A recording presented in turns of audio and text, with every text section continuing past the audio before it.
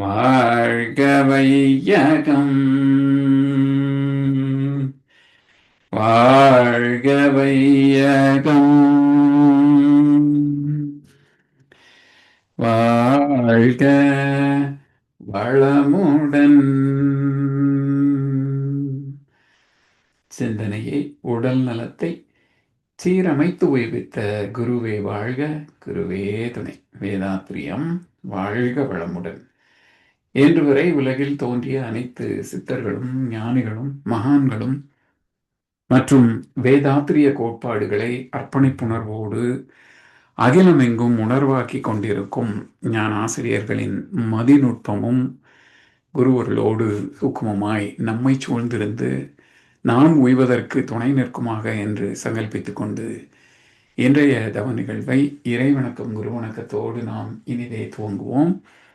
இறைவணக்கம் மற்றும் குருவணக்கம் பாட அருள்நிதி சிவபால ஐயா அவர்களை அன்போடு அழைத்தமைவோம். வாழ்க வளமுடன் ஐயா. வாழ்க வளம் ஐயா, வாழ்க வளம். இறைவணக்க பாடல்.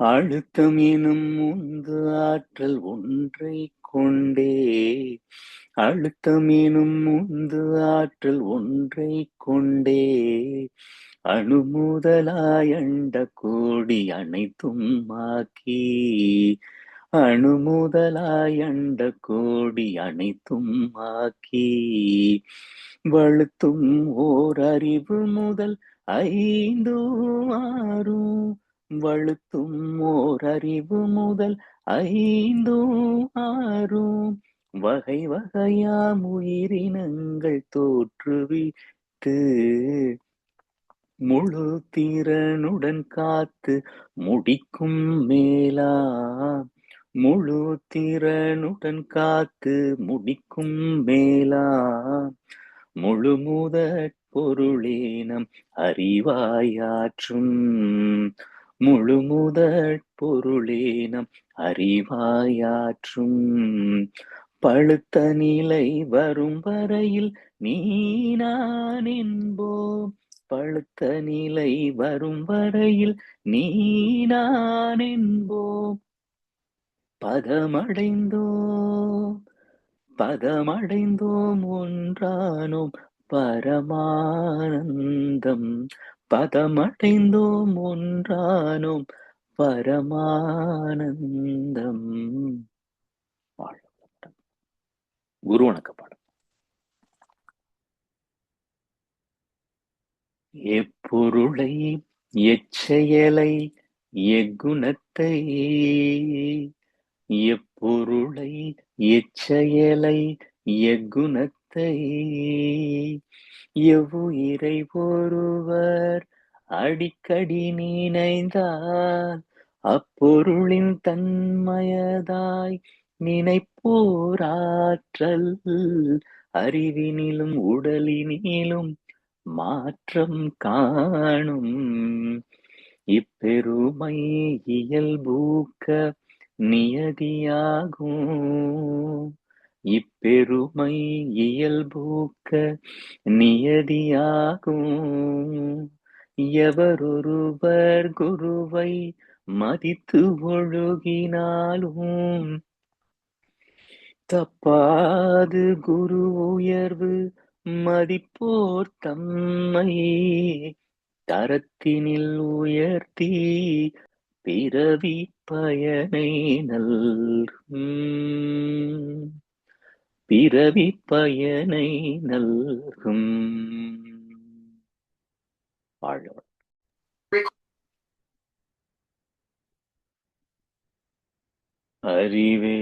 அறிவேதான் தெய்வமென்றார் தாயுமானார், அகத்ததுதான் மெய்ப்பொருள் என்று எடுத்து காட்டி அறிவதனை அறிவித்தார் திருவள்ளுவர், அவ்வறிவை அறிவதற்கு முறைகள் சொன்னார் அறிஞர் திருமூலர், அவ்வறிவில் ஆழ்ந்து ஆனந்த கவியாத்தார் ராமலிங்கர். அறிவில் அறிவாய் நிலைத்து அறம்பகுத்தோர், அதை வாழ்ந்து காட்டினோர் நினைவு கூர்வோம். வாழ்ந்து காட்டினோர் நினைவு கூர்வோம். குரு வாழ்க, குருவே துணை. நன்றிகளை வாழ்க. வாழ்க வையகம், வாழ்க வையகம், வாழ்க வளமுடன். இன்று நமக்காக அருமையாக சாந்தி தவம் நடத்திய சிவசங்கரி அம்மா அவர்களை வாழ்த்துவோம். அவர்கள் சிவசங்கரி அம்மா அவர்கள் வாழ்க வளமுடன். அவர்களின் அன்பு குடும்பம் வாழ்க வளமுடன். அவர்களின் உடல் நலம், பொருள் வளம், மனவளம் மற்றும் அவர்களின் ஆன்மீக தொண்டு வாழ்க வளமுடன், வாழ்க வளமுடன், வாழ்க வளமுடன். வாழ்க குருவே துணை. வேதாத்திரியம் வாழ்க வளமுடன். நன்றிகள் அம்மா, நன்றிகள் ஐயா. தொடர்ந்து ஞானமும் வாழ்வும் கவிதை தொகுப்பிலிருந்து கவி விளக்கம் தொடர்கின்றது. இன்றைய ஞானமும் வாழ்வும் கவிக்கு விளக்கம் வழங்கிட மூத்த பேராசிரியர் ஞானாசிரியர் அருள்நிதி பழனிசாமி வேலுசாமி ஐயா அவர்களை அன்போடு அழைத்தமைவோம். வாழ்க வளமுடன் ஐயா. வாழ்க வளமுடன் ஐயா. வாழ்க வையகம், வாழ்க வையகம், வாழ்க வளமுடன். குரு வாழ்க, குருவே துணை. சான்ற பெருமக்களே, ஞானமும் வாழ்வும் கவிதை தொகுப்பின் தொடர் சிந்தனையை மீண்டும் இன்றைக்கு தொடங்குகின்றோம். இன்றைக்கு தன்முனைப்பு என்ற தலைப்பிலே அமைந்த கவி. இறை உணர்வு மறந்ததனால் எழுந்த தன்முனைப்பு யான் எனது எனும் இரண்டு உளப்போக்காய் விரிந்து குறையறிவால் தன் இனத்தின் பொருள் சுரண்டும் போக்கும் கொடும் செயலாம் அடக்கியாலும் பேராசையும் ஆம். நிறைய அறிவால் ஆராய்வேர் உலக மக்கள் வாழ்வில் நேர்ந்துள்ள துன்பங்கள் அனைத்தும் இவ்விரண்டும் மறைமுகமாய் மனித மனத்துள் அடங்கி மாற்றும் மாறான பழிச்செயல்கள் அனைத்தும் என்று தேர்வேர். தன்முனைப்பு இது ஒற்றை சொல்.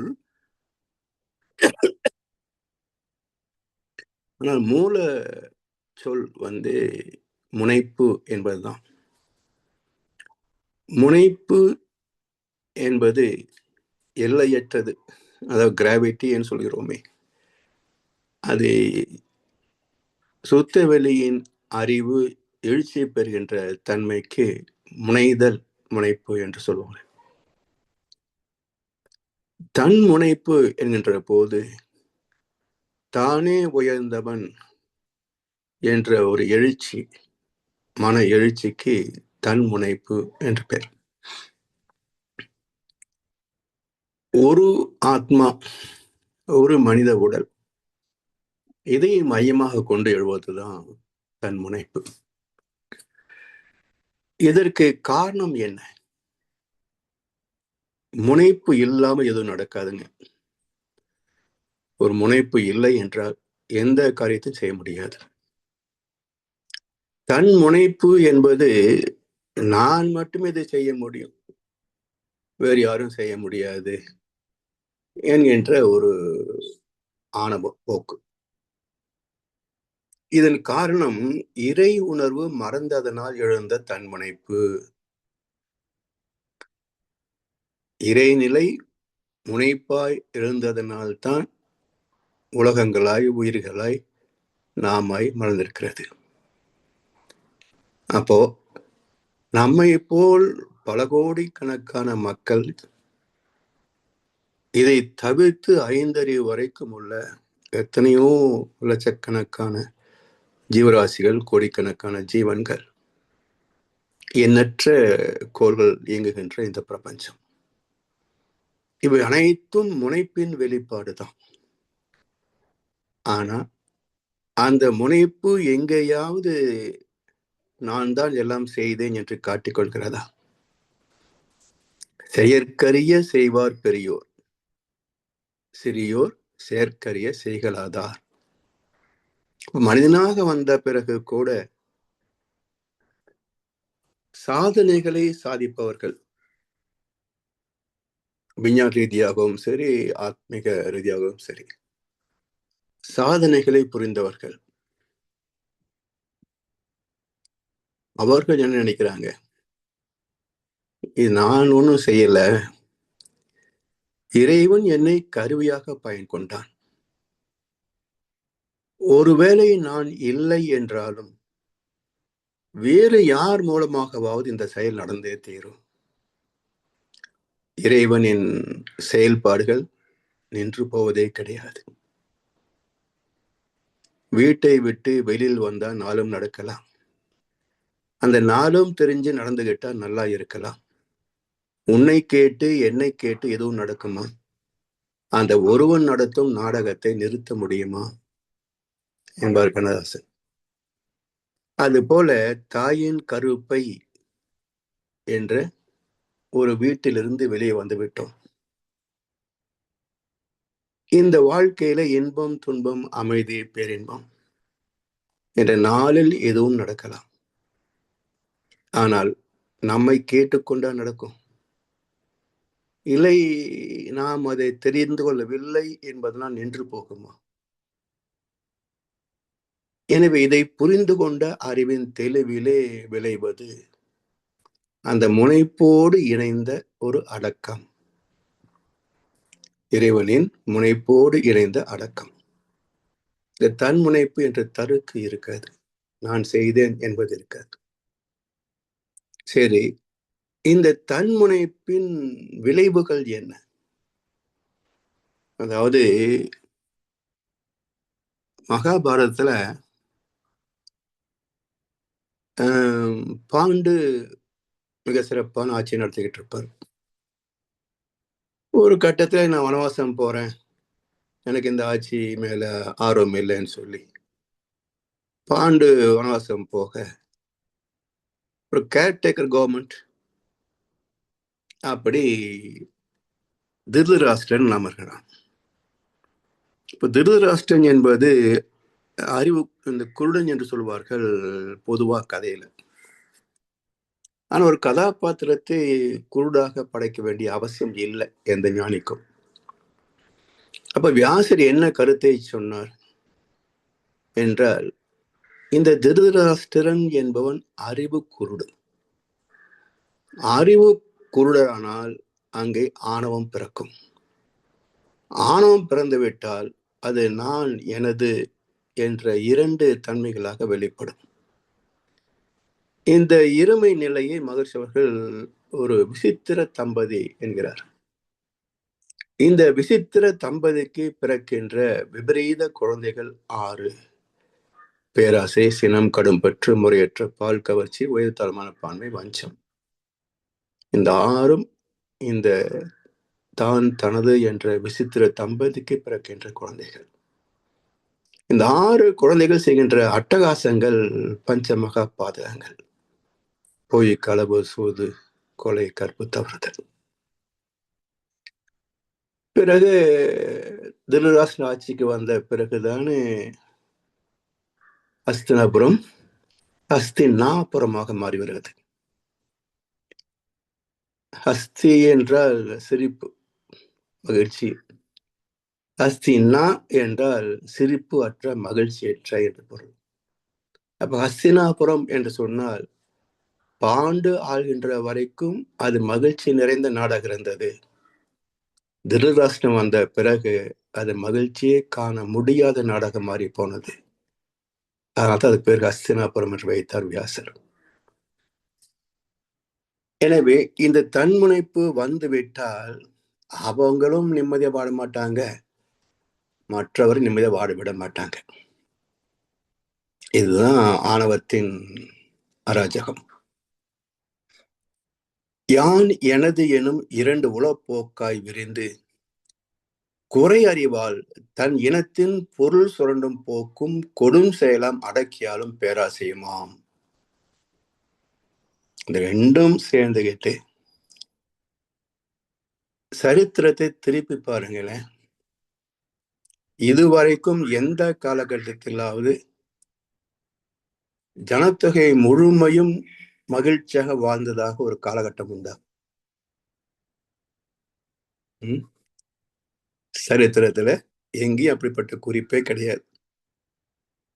அப்ப மனிதன் தோன்றி எத்தனை நீண்ட காலம் வரலாறு இருந்தும் கூட இன்று வரைக்கும் ஒரு சமுதாயமே மகிழ்ச்சியாக, நிறைவாக, வளமாக வாழ முடியவில்லை என்றால் இந்த பகுத்தறிவின் சாதனை என்ன? யோசிச்சு பாருங்க. இந்த பகுத்தறிவின் சாதனை என்ன? வேதனை மட்டும்தான். இன்பம் கனவில், துன்பம் எதிரில் காண்பது என் தோழின்ற மாதிரி ஒரு கற்பனை சந்தோஷம் இருக்கிறதே தவிர நிஜத்தில் போராட்டங்கள் தான் மிச்சம். எனவே இந்த காரணத்தை தேர்ந்தெடுக்க வேண்டும் என்று சொன்னால் தத்துவங்கள் வாழ்க்கையோடு கலக்க வேண்டும். இது தத்துவம் இருக்கோ இல்லையோ, மதங்கள் ஜாதிகள் ரீதியான போராட்டம் கலவரத்துக்கு குறைச்சலே கிடையாது. மதத்தின் மீது வைத்த பக்தி மறை நூல்களில் வைக்கிறது இல்லை. பெருமை பேசிக்குவாங்க. இந்து பாரம்பரியம் என்ன தெரியுமா? கீதை படிச்சியா? சரி, படிச்சவங்களுக்கு தெளிவான விளக்கம் தெரியுமா? இன்றைக்கு கூட ஒரு உபன்யாசருடைய கேட்டேன். என்னது பிரம்ம முகூர்த்தம் ஏன் வந்தது தெரியுமா? இந்த திருச்சி கல்யாணராமன் திருவாத்தன் இருக்கிறார். அவர் கலைமாமணி இன்னும் பட்டமெல்லாம் வச்சிருக்கிறார். அவர் பேசுறதுல ஒன்றுலையும் கருத்தும் இருக்காது, பொருளும் இருக்காது. இவர் எப்படி உபன்யாசர் ஆனாரும் எனக்கு ஆச்சரியமா தான் இருக்கு. பிரம்மா அரக்கனை படைத்தார். அப்புறம் அரக்கன் வதம் பண்ணினான். எதுக்கு படைக்கணும்? பிரம்ம முகூர்த்தத்துக்கு எதுக்கு என்ன சம்பந்தம் இருக்கு? அப்போ சயின்டிபிக்கலான காரணம் நம்முடைய முன்னோர்கள் சொல்லி வச்சிருக்கிறாங்க. அதை எடுத்து சொன்னால் இன்றைக்கு அறிவியல் கூட மறுக்க முடியாது. ஏன் பிரம்ம முகூர்த்தத்துல எழுந்திருக்கணும்? ஏன் பூசை புனஸ்காரங்களை செய்யணும்? ஏன் தியானம் தவம் எல்லாம் அந்த நேரத்துல செய்யணும்? சயின்டிபிக் ரீசன்ஸ் இருக்கு. தெரியலன்னா ஒதுங்கி போயிடணும். பிரம்மா எங்க இருக்கிறாரு? எங்கே அரக்கனை படைச்சாரு? எங்க போய் ஏமனை கண்டுபிடிச்சாரு? ஸோ இந்த நூற்றாண்டுல கூட இன்னும் இந்த கற்பனை கதாபாத்திரங்களையே சொல்லிட்டு வியாகியானம் பண்ணி தெரிஞ்சா எப்படி மக்களுக்கு சரியான தத்துவம் போய் சேரும்? அதனால் இந்த தன்முனைப்பு எல்லா இடத்துலயும் இருக்கு. இல்லாத மனிதனே இல்லை என்று சொல்லும் அளவுக்கு தன்முனைப்பு வேரூன்றி கிடக்கிறது. அதன் விளைவுதான் குறை அறிவால் தன் இனத்தின் பொருள் சுரண்டும் போக்கும். வேற யார்கிட்ட பொருள் சுரண்ட முடியும்? ஆடு மாடுகிட்டே போய் பிடுங்க முடியும்? மனுஷங்கிட்ட தான் பிடுங்கணும். அப்ப உழைத்து சேமித்து வைத்திருக்கும் இடத்திலே கொள்ளையடிக்கு வந்த கூட்டங்கள் தானே இந்தியாவில். ஒரு பிரிவுக்கு பேர் சொன்னா கோபம் வந்துடும் மக்களுக்கு. இன்னொரு பிரிவுக்கு சொன்னா பிரச்சனை இல்லைன்னு அயல்நாட்டுக்காரன். அப்ப எதையும் சீர்தூக்கி பார்க்கணும். ஒவ்வொரு மனிதனுக்கும் ஒவ்வொரு நியாயம் கிடையாதுங்க. பொதுவான தர்மம், பொதுவான நியாயம் ஒன்று உண்டு. அது யாரிடத்தும் யாருக்காகவும் எதற்காக அது மாறுபடுவதே கிடையாது. இது என்னுடைய தர்மம், இது என்னுடைய தர்மம், இது வியாபார தர்மம், இது தொழில் தர்மம், அப்படியெல்லாம் பேதங்கள் கிடையாது. தெய்வம் ஒன்றுதான், தெய்வ நீதியும் ஒன்றேதான். அதை புரிந்து மதித்து வாழ்ந்தால் நாமும் நிம்மதியா வாழ முடியும், உலகமும் நிம்மதியா வாழ முடியும். அதனால் தன் இனத்தின் பொருள் சுரண்டும் போக்கும் கொடும் செயலாம். கொடுங்கோன்மை எப்படி இருக்குன்னு இப்ப நான் பார்த்துட்டு இருக்கேன் இந்த நாட்டில். ஆனா அது கொடுங்கோன்மை தெரியாத மக்கள் ஏன் தெரியல? திருக்குறள் படிக்கல.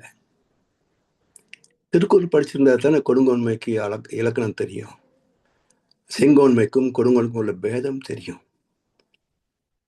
ஒரு அரசாட்சிக்கு வரக்கூடிய எப்படி இருக்க வேண்டிய இலக்கணம் தெரியும். வள்ளுடைய குரல் எடுத்து வச்சீங்கன்னா இங்க இருக்கக்கூடியவர்களே ஒரே ஒரு மனிதனை நான் பார்க்கிறேன். இப்போ தலைமை பண்புடைய ஒரே ஒரு மனிதனை பார்க்கிறேன்.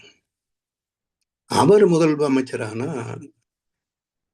ஒருவேளை இந்த நாடு மாற்றம் பெறலாம் என்பது என்னுடைய நம்பிக்கை. யார் கொடுப்பாங்க அவர் கூப்பிட்டு? அதனால் கொடும் செயலாம் அடக்கியாடும் பேராசையுமாம். சரி, இந்த குறையை எப்படி நீக்குவது என்றால் அறிவு எல்லாத்தையும் இருக்கு. ஆனா அந்த அறிவு என்ன பண்ணிட்டு இருக்குது? குறுக்குத்தனமா வேலை செய்யுது. இறைநீதிக்கு குறுக்காக, தேவ நீதிக்கு முரண்பாடாக வேலை செய்யுது. அதனால் துன்பங்கள் பெருகிக் கொண்டே போகின்றனவே தவிர குறைந்த பாடும் இல்லை, தேர்ந்த பாடும் இல்லை. அப்ப என்ன செய்யணும்? நிறைய அறிவால். அறிவு எல்லார்ட்டும் இருக்குப்பா, ஆனா அது தெளிந்த அறிவாக இல்லை, நல்ல அறிவாக இல்லை. அப்ப நல்லதையே செய்வேன் அல்லது செய்ய மாட்டேன் என்ற வைராகியம் இருக்க வேண்டும் என்று சொன்னால் தெளிந்த நல் அறிவு வேண்டும் என்றார் பாரதியார். நல்ல அறிவாக இருக்கணும், தெளிந்த அறிவாக இருக்கணும். தெளிந்த நல் அறிவு. நன்றுக்கும் தீதுக்கும் பேதம் தெரிந்தால்தான் தெளிவு. அந்த தெளிவிலே தேர்ந்தெடுப்பது அறம். ஆனா தெளிந்த நல் அறிவு வேண்டும். அதான் நிறை அறிவை சார்ந்த தெளிந்த நல்லறிவு. அப்ப நிறையறிவால் ஆராய்வீர். உலக மக்கள் வாழ்வில் நேர்ந்துள்ள துன்பங்கள் அனைத்தும் இவ்விரண்டும். எல்லா துன்பத்துக்கும் எது காரணம் பாருங்க. நான் உலகமே என் சொல்லுக்கு கட்டுப்படணும். நான் எதை சொன்னா ஜால்ரா அடிக்கணும். மறுத்து யாராவது பேசினாலோ எழுதினாலோ யூடியூப்ல ஏதோ ஒரு மீம்ஸ் போட்டாலோ உடனே பிடிச்ச குண்டர் சட்டத்துல உள்ள தள்ளிடுவேன். இதுக்கு பேர் சுதந்திரமான்னு ஒரு கேள்வி கேட்டா யார் பதில் சொல்வது? பேச்சுரிமை, எழுத்துரிமை, சொத்துரிமைன்றாங்க. இது இல்லைன்னா அதுக்கு எப்படி சுதந்திரம் சொல்லுவீங்க? இல்லையா? பேச முடியாது, எழுத முடியாதுன்னு சொன்னா அது சுதந்திரம் இல்லையே. பிறகு எப்படி சுதந்திர நாடுன்னு மாறு தட்டிக்கிறது? எனவே நிறைய அறிவால் ஆராய்வே உலக மக்கள் வாழ்வில் நேர்ந்துள்ள துன்பங்கள் அனைத்தும் இவ்விரண்டின் காரணமே. மறைமுகமாய் மனித மனத்துள் அடங்கியாற்றும் மாறான பழிச்செயல்கள் அனைத்தும் என்று தேர்வு. எல்லா தீவினைகளுக்கும் மூலம் எது? ஆராய்ந்து பார்க்கணும். நான் சொன்னா எல்லாரும் கேட்கணும். ஆனா யார் சொன்னாலும் நான் கேட்க மாட்டேன். எல்லாம் எனக்கே வேணும். நான் பார்த்து கொடுப்பனே தவிர யாரும் என்கிட்ட இருந்து எடுத்துக்க கூடாது. இப்படித்தானே இருக்கு. இதுக்கு என்ன பேரு? ஆணவம், தருக்கு, செருக்கு, சில வார்த்தைகள் வச்சிருக்கிறாங்க. இதுதானே எல்லாத்தையும் கெடுக்குது. தன்னையும் கெடுத்துட்டு நாட்டையும் கெடுக்குது. விளைவு என்ன ஆகும்? யாரோ ஓரிருவரை ஏமாற்றினாலே, துன்புறுத்தினாலே பாவப்பதிவு அடிச்சிருது. எண்ணற்ற பேர்கள் ஒரு நாட்டிலே உள்ளவர்கள் எல்லாம் துன்புறுத்தினார், கொலை செய்தார். இந்த மாபெரும் பாவத்துக்கு என் இறைவன் மன்னிச்சிருவானா? சுப்ரீம் கோர்ட் விட்டுலாம் கண்டுக்காம, ஆனா சுப்ரீம் ஜட்ஜ்மெண்ட் இருக்கு இல்லையா, இறைவனுடைய நீதி, அதுல யாரும் ஒண்ணும்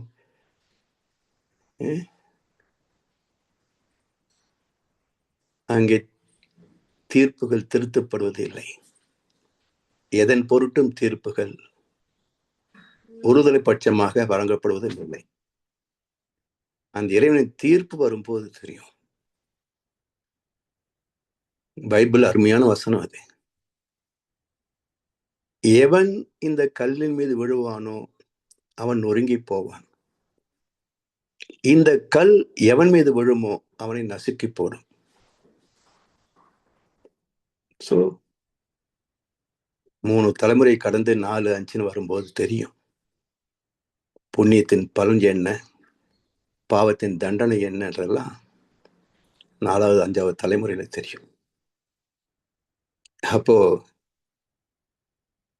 உதவி செய்வது கூட யாரும் இருக்க மாட்டாங்க. அப்படிப்பட்ட கோரமான சம்பவங்கள் எல்லாம் நடக்கும். இது தெரிந்து கொண்டால்தான் ஒரு மனிதன் அறம் சார்ந்து வாழ்வான்.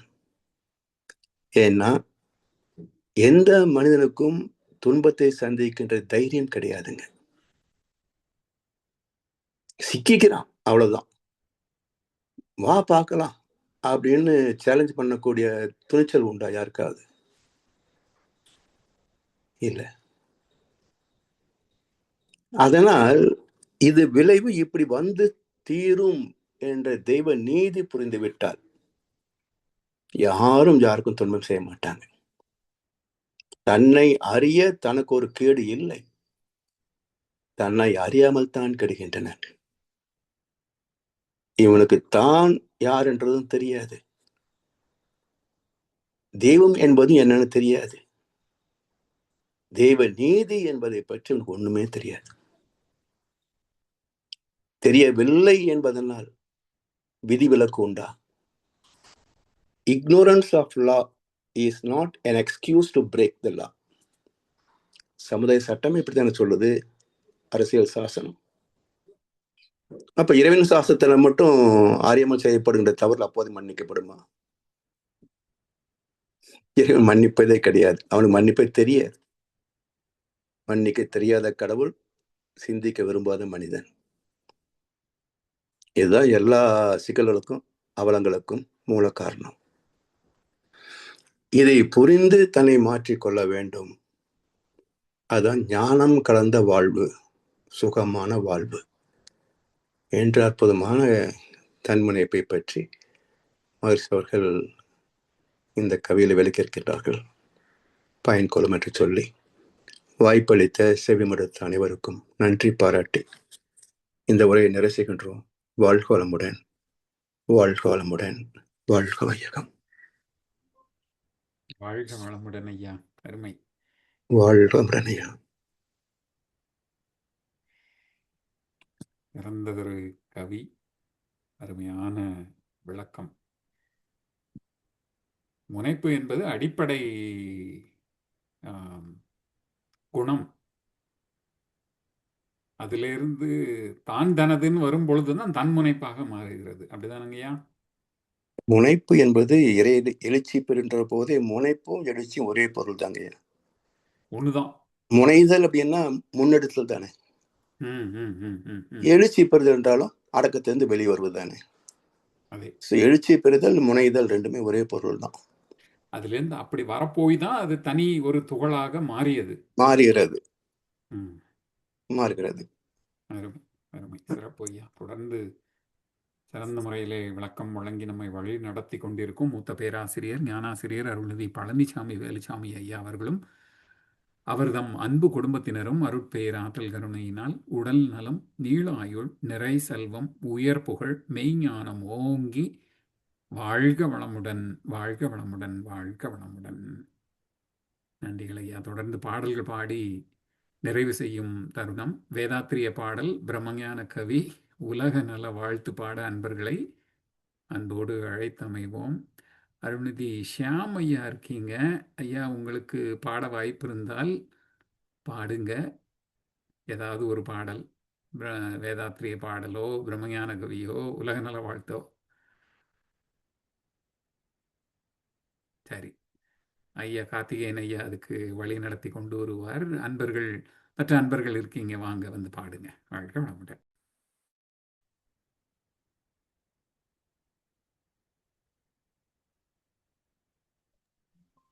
வாழ்க வளமுடன். பாடுங்க பாடுங்க பாடுங்கம்மா, பாடுங்க அம்மா, பாடுங்க. ராதாம்மா பாடுங்க, பாக்கியம்மா பாடுங்க. வாழ்க வளமுடன் ஐயா. சரி, நான் கேள்வியெல்லாம் அப்புறம் கேட்டுக்கிறேன். வாழ்க வளமுடன். இல்ல, வேதாத்திரிய பாடல். கேள்வியை வந்து சொல்லிருங்க. நீங்க அப்புறம் வந்து எனக்குமே இந்த ஒரு சிக்கல் உண்டு. கேள்விகளை ஓகே, வந்து மறந்துடக்கூடாது அப்படிங்கிறதுக்காக உடனே கேட்டுறது. சரி. அப்புறம் கூட நம்ம சிந்தனைக்கு கொண்டு வந்துக்கலாம். மறந்துடக்கூடாது, சொல்லிருங்க.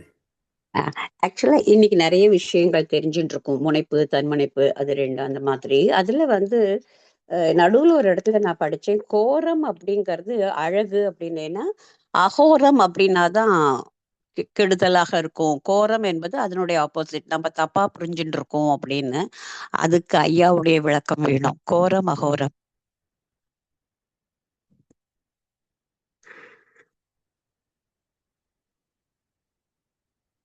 ஓகே, இது வந்து நம்ம அப்ப சனிக்கிழமை இதுக்கு ஐயந்தளிதலுக்கு வச்சுக்குவோமா அப்ப? சரி. ஐயா, ஐயா வந்து இது முடிச்ச சரிங்க, நான் உடனே பாடல் பாடிடுறேன். பொறுத்துருங்க அம்மா. இல்லைங்கய்யா, நிறைய விஷயங்கள் அந்த மாதிரி. இப்ப நாற்றம்னா நம்ம வந்து துர்நாற்றம் மட்டும்தான் நினைச்சிட்டு இருக்கோம். அது மாதிரி நிறைய பேர் நினைச்சுக்கிறாங்க, நாத்தடிக்குது அப்படிதான் சொல்றாங்க. ஆனா நாற்றம் என்பது நல்ல வாசனை, துர்நாற்றம் தான் வேண்டாதது. அது மாதிரி இந்த கோரம் அகோரமும் ஒரு இடத்துல பார்த்தேன், அதுக்காக தான். ஓகே, வாழ்க வளமுடன். வேதாத்திரிய பாடல்.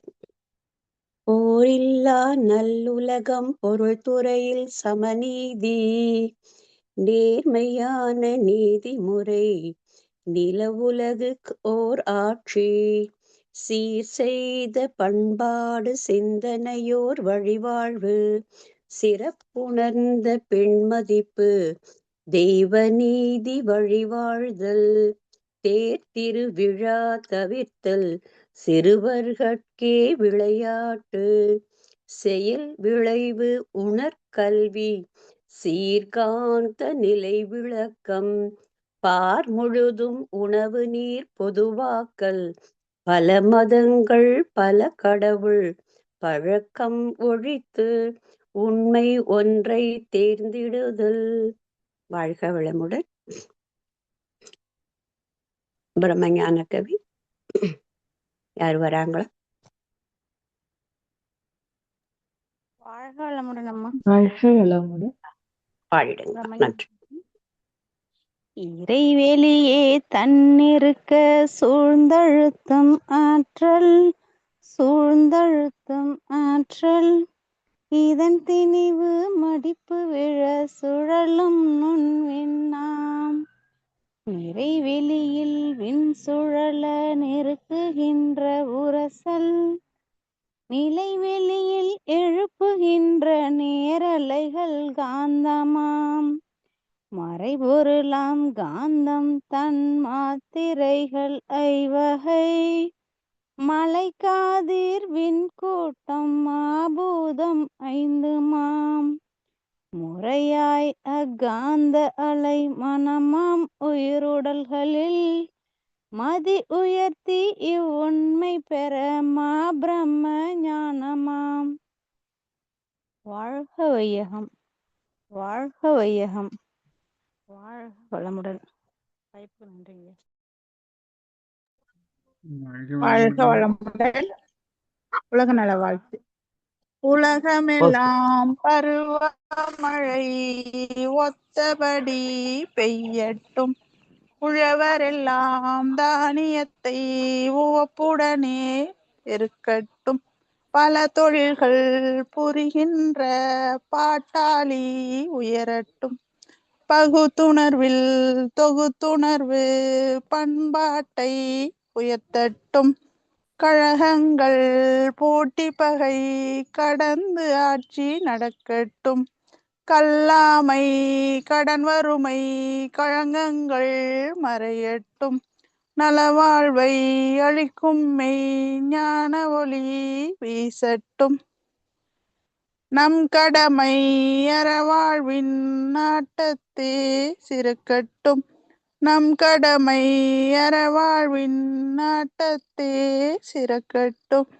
நம் கடமை அறவாழ்வின் நாட்டத்தே சிறக்கட்டும். வாழ்க வையகம், வாழ்க வையகம், வாழ்க வளமுடன். நன்றிகளுங்க ஐயா. வாழ்க வளமுடன். வாழ்க வளமுடன். இன்றைய தவத்தில் கலந்து கொண்ட அன்பர்கள், தவத்தை வழிநடத்தியோர், நற்சிந்தனை வழங்கியோர், பாடல்கள் பாடியோர் அனைவரும் வாழ்க வளமுடன். அவர்களின் அன்பு குடும்பம், அவர்களின் உடல் நலம், மனவளம், பொருள் வளம், அருள் தொண்டு, ஆன்மீக தொண்டு வாழ்க வளமுடன், வாழ்க வளமுடன், வாழ்க வளமுடன். இத்துடன் இன்றைய காலை தவம் நிகழ்வு மகிழ்வோடும் நிகழ்வோடும் எய்தே நிறைவு பெறுகிறது. இறையர்களும் குரு அருளும் நம் அனைவரையும் எப்பொழுதும் சூழ்ந்திருந்து நம்ம இந்த இறைநிலை உணர் பயணத்திலே சிறந்த முறையிலே வழிநடத்தட்டும் என அனைவரையும் வாழ்த்தி வணங்கி நன்றி கூறி அமைகிறோம். வாழ்க வையகம், வாழ்க வையகம், வாழ்க வளமுடன். வாழ்க வளமுடன் ஐயா. வாழ்க வளமுடன் ஐயா. பாக்யம்மா ஒரு கேள்வி முன் வச்சிருக்காங்க.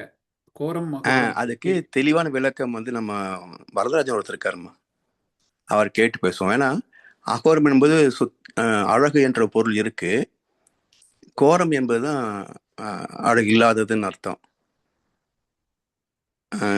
கொஞ்சம் இன்னும் கொஞ்சம் விளக்கமான கருத்து வந்து அவருக்கு தெரியும், அவர் தமிழறிஞர், அவர்கிட்ட கேட்டு பார்ப்போம். சரிங்க. அதான் வழக்கத்துல வந்து ரொம்ப அகோரமா இருக்காங்க அப்படிங்கறதுதான் நம்ம தப்பான ஒரு அர்த்தத்துல. ஆமாம்மா, அது உண்மைதான். ஏன்னா சிவத்துக்கு வந்து அகோரி அப்படின்னு ஒரு வார்த்தை உண்டு.